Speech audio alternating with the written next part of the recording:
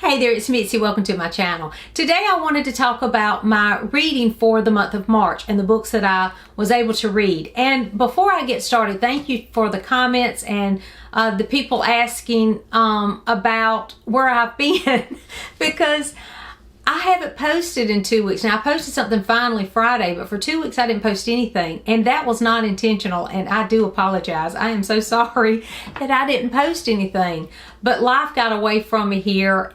I mentioned in another video how I had several things going on, but I also work part-time on my church staff. I help with some things there, and we have meetings, and I have to kind of meet with them and do some things just to help there. And we have a lot of things going on. We always have something going on at the church. But with Easter coming up, and then we had that conference that I mentioned, that women's conference, everything piled up on me. So I had a lot to do for that, and then some other things going on. And so I just could not find the time to post. And I am so sorry. I will try my best to get better at this. And I'm trying to figure out how to get it all in. So I do enjoy it and I love it, but it's just finding time. Sometimes time just gets away from me. So thank you for those that checked on me, and I am ready and excited to get back to doing this. So for the month of March, I had several readathons that I wanted to join in. Of course, you know how we are. We want to join in everything, and that's a problem too. But I was able to participate somewhat in March of the Mammoths, March Mystery Madness, and Middle Grade March. And those were the readathons that I was reading for, and then I had a couple of other things that I was trying to do as well. So for Middle Grade March, I had this whole list based on the prompts of books to read, and I was so ready to read them. But when March got here, I did not want to read those books. And I do not know why, because I do want to read them, but I am a mood reader, and I just was not in the mood to read those books. So I went totally different with my middle grade books. And so the first book that I read, and I'm going to look in my reading journal to talk about these. By the way, if you keep a reading journal, let me know in the comments if you do, if you like them or not, because I find writing down my thoughts about books, I don't know, I like that better than like Goodreads or something. I mean, Goodreads is great, and they give you, you know, a great way to look at what all you've read, but I just like writing it down in a notebook. So let me know that. But the first one I read, I checked out from the library, and it was called Other Words for Home by Jasmine Warga. I think that's how you say her last name. And this was a contemporary middle grade book that I think it was Krista from Books and Jams had mentioned this book, and that's why she turned me on to it. I think she had really enjoyed it, but she had mentioned that it was lyrical, and I really like lyrical prose. I like it when it's, I don't know why, but I usually enjoy those because it reads like a melody, you know, so I enjoy that. So that was one of the reasons I wanted to read it, and also because the little girl's from Syria, so I thought an Asian character, that would work for that prompt, because that was one of our prompts for Middle Grade March. And I really enjoyed this book. It's simplistic, it's not very long, but it touches on some very tough topics because Jude, the little girl, is from Syria, and she moves to America with her mother and lives with family members here in America. And it's about her adjustment moving to a totally different place with so many different cultural differences. And it really touched on discrimination and cultural differences and just coming of age, you know, that time in your life, which is a really tough time just on its own without such a big move. So, you know, I sympathize with any child who has to make such a drastic change during those middle grade years because they're tough already. So I really enjoyed the way that it was presented. Now, I thought that it was a little simplistic in the lyrical prose. I didn't really enjoy that part of it, surprisingly. However, I am an adult, and this is for a middle grade reader. It's not written for me. So when I think of it that way, I think it's perfect for a middle grade reader. I think they would really relate to this, especially being contemporary, and they could really see the world from Jude's perspective in the story. I also like that there was some other friends that she found when she moved here to make adjustments. She was able to worked through those, meeting other immigrants from other parts of the world. And I liked that there was a different take on how they were relating to these differences and the discrimination and those things that they had to face as middle grade students. So I really enjoyed that one, and I do recommend picking that one up. The next one that I read was a buddy read, and if you follow my channel, this is not a surprise for you, so I won't talk too much about it, but it was Prince Caspian by C.S. Lewis.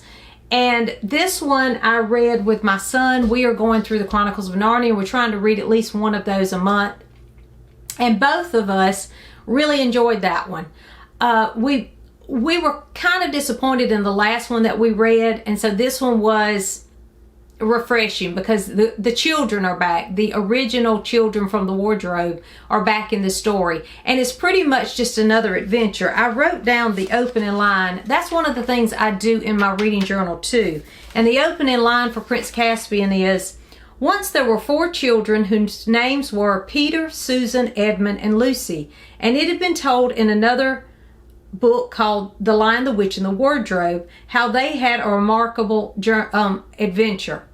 So in this book, it starts out by just reintroducing the children from The Lion, the Witch, and the Wardrobe. So you already know, okay, great, we're going to see our children again, and it's going to be one of their adventures. So it's pretty much like another episode from The Lion, the Witch, and the Wardrobe, and I enjoyed that.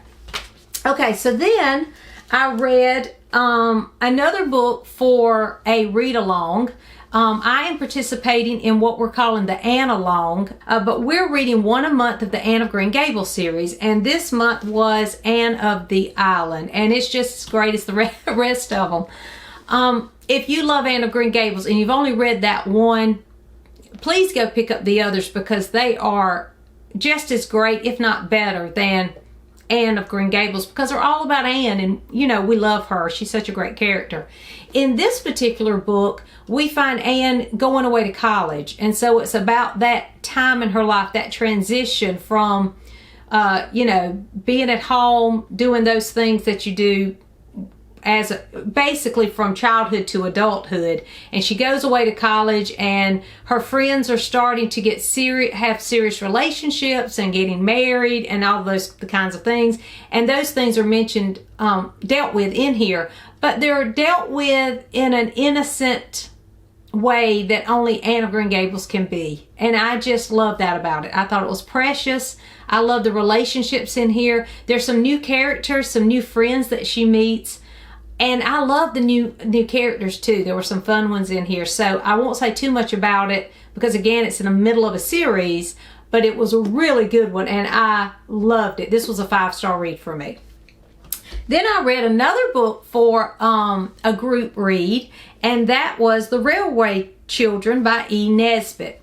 Now, we read this for the Kindred Spirits Club hosted by Kate Howe. She has this wonderful group where she sends us an email and gives us different books to read each month or different things to talk about each month, and then we meet on a Zoom call and talk about the book. Now, this one, I wasn't able to attend the Zoom call because I had not read the book yet because I had been so busy.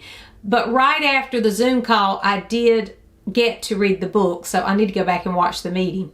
But it was good. I really enjoyed this. I already knew this story because I had watched the movie. I think there's a couple of movie adaptations of this, but the one I remember was very close to the book. There were a couple of differences, but it was very close. This book it's like, I think it's the early 1900s that this book was written, and I don't have my glasses and this is small. I think it was the early 1900s. But it's about some children who are taken away from, I think it's London, and they are moved to the countryside by a railroad, and they move with their mother because something has happened with their father that he's had to go away, and that's all they know.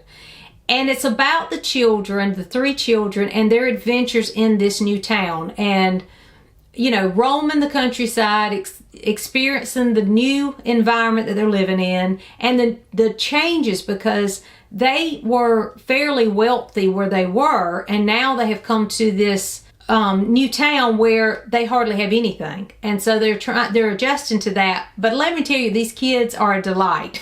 They're a lot of fun.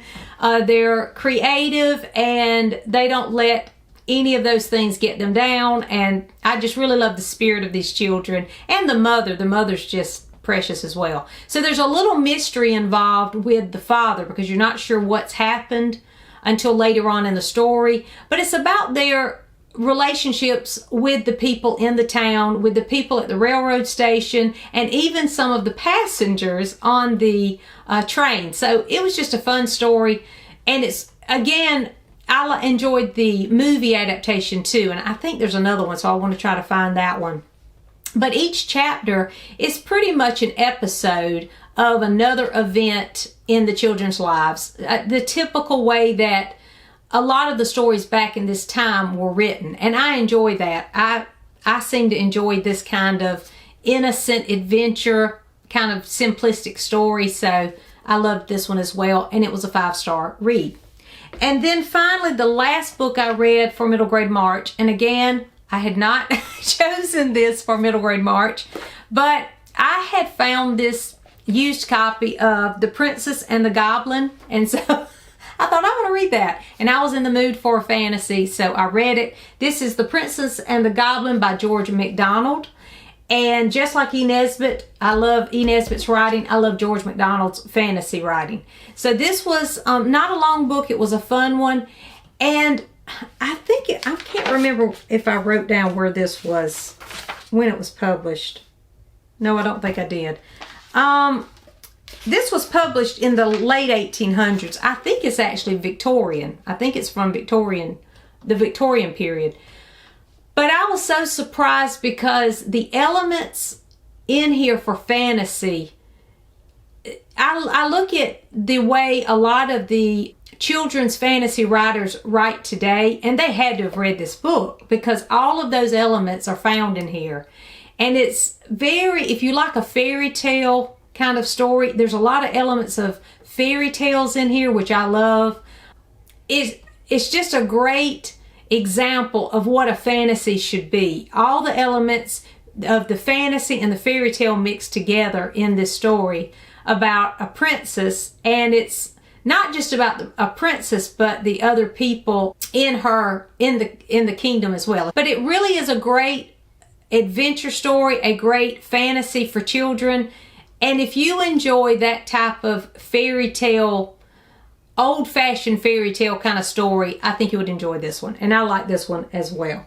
Now, those were my middle grade books for Middle Grade March. And again, they were not what I had planned on reading. I still have a couple of books that I have started reading, but I've set them aside because I had other things to read. So the next readathon that I participated in was March Mystery Madness. And the first one I read was The Inspector and Mrs Jeffries. And this was so much fun. I'd heard about this on Rainy's channel, Rainy Day Reads. I loved it. It was so fun. And I've already picked up the next one because I want to read the next one in this series. And I hope to just keep going with them because it's kind of quirky and a little silly, but it's about the housekeeper and the others that work for the inspector help him solve the crimes because he's such a lovable character. And so they all want to help him. And it's just sweet. It's sweet. Now, it is about a murder, so that part's not sweet. But it's just so much fun. It's definitely a cozy mystery, and I can't wait to read the next one in this. Then I read, I was trying to do the 2x2 prompt, so I read 2 books, 2 mysteries that were set in the Victorian period. And that was set in the Victorian period, and so was A Beautiful Blue Death by Charles Finch. And this is the first in the Charles Lennox mysteries. And this one I enjoyed, but I don't care to pick up the next one. Maybe I will. It was good. I enjoyed it. I liked the relationship between Lennox and the Lady Jane, who is his neighbor. I liked their relationship. I also liked his relationship with, I think it was the butler, who is kind of like his Watson. It's kind of like a Sherlock Holmes Watson kind of thing going on there. I I liked that. And I liked that it was set in the Victorian period, and I enjoyed it. But I read this at the beginning of the month, and when I sat down to talk about these books, I was like, I don't even remember everything about that. So that tells me that maybe that one's that one wasn't the most memorable, so maybe that's not the series for me. But it was enjoyable at the time. I enjoyed reading it, and I kept reading to find out what happened. It's just not very memorable for me. So that was for the March Mystery Madness. And finally, my favorite read for March was for March of the Mammoths, and it was Gone with the Wind by Margaret Mitchell. I had put this book off for so long, and I've already posted a video. If you want to see that, I posted it Friday, and I will leave a link in the cards for that if you're interested. If you have not read this book, please go get it. And don't listen to anybody about why you should or shouldn't read it. Just read it because it is fantastic. It was a 5-star read. I'm so thankful that I chose this one for March of the Mammoths, and it excites me for reading some more of these epic books that I have on my shelf right now. So those are the books that I read. I find that to be a successful reading month, especially discovering Gone with the Wind is such a favorite. I discovered a new cozy mystery series that I wanted to read, but everything else I thought was fun to read. I enjoyed everything I read. There was not a bad book in the bunch, and so I enjoyed reading another George MacDonald and an E. Nesbit, and all the fun of the whole readathon fun that we had with these 3 readathons. I love learning about what other people are reading. I have this long TBR now from all the readathons, and I can't wait to get to those. So let me know if you participated in any of these readathons, and what was your favorite read for the month of March. Let me know in the comments. Thanks for watching, and please like and subscribe, and I'll see you soon.